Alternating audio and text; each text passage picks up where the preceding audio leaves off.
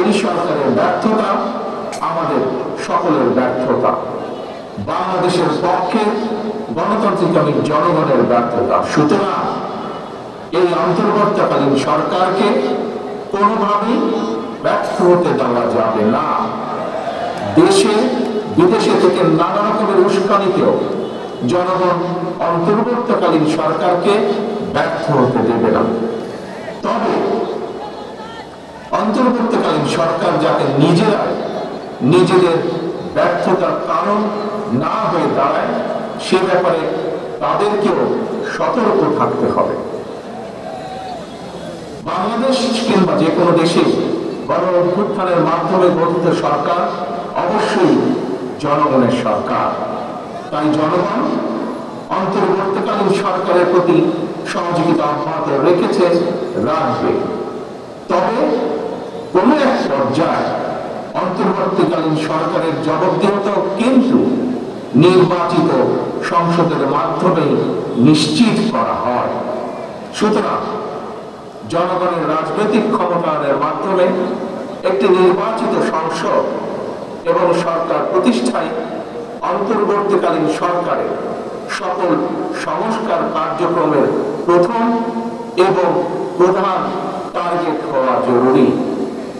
এজন্যই আমরা মনে করি অগ্রাধিকার ভিত্তিতে জনগণের ভোটে নির্বাচিত প্রতিনিধিদের দ্বারা জবাবদিহিমূলক সরকার এবং সংসদ প্রতিষ্ঠার লক্ষ্যকে সামনে রেখে সংস্কার কার্যক্রম এগিয়ে নেওয়া দরকার। কারণ জনগণের রাজনৈতিক ক্ষমতায়ন ছাড়া সংস্কার কার্যক্রমে প্রক্রিয়ায় জনগণের সরাসরি সম্পৃক্ততা ছাড়া উন্নয়ন, গণতন্ত্র কিংবা সংস্কার কোনোটিই টেকসই এবং কার্যকর হয় না। একটি অবাধ, সুষ্ঠু এবং নিরপেক্ষ নির্বাচনের মাধ্যমে প্রতিটি ভোটারের ভোট প্রদানের অধিকার নিশ্চিত করে ভোটারদের কাঙ্ক্ষিত প্রতিনিধি নির্বাচন করার অধিকার প্রতিষ্ঠার মাধ্যমে জনগণের রাজনৈতিক ক্ষমতায়ন নিশ্চিত করা সম্ভব। এবং সেই লক্ষ্যে বিশেষ করে নির্বাচন কমিশন, জনপ্রশাসনের সংস্কার এবং আইন শৃঙ্খলা বাহিনীকে সক্ষম এবং উপযুক্ত করে তুলতে হবে। অগ্রাধিকার ভিত্তিতে পদক্ষেপ নিতে হবে। অন্তর্বর্তীকালীন সরকার ইতিমধ্যে বেশ কিছু ক্ষেত্রে সংস্কার কার্যক্রম হাতে নিয়েছে।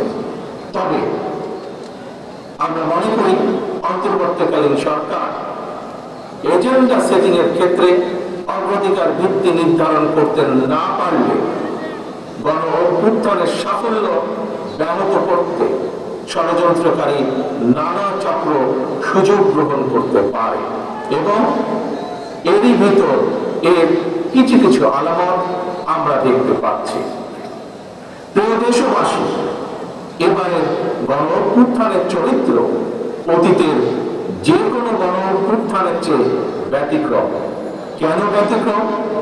কারণ পলাতক স্বৈরাচারে অবৈধ শাসনকালে সকল গণতান্ত্রিক অধিকার, মানবাধিকার হারিয়ে জনগণ পরাধীনতার শৃঙ্খলে আবদ্ধ হয়ে পড়েছিল।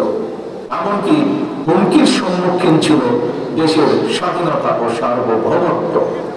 তাই এবারে গণ অভ্যুত্থানের মধ্যে দিয়ে কেবল মানুষের অধিকারই প্রতিষ্ঠিত হয়নি, দেশের স্বাধীনতা সার্বভৌমত্ব রক্ষা পেয়েছে।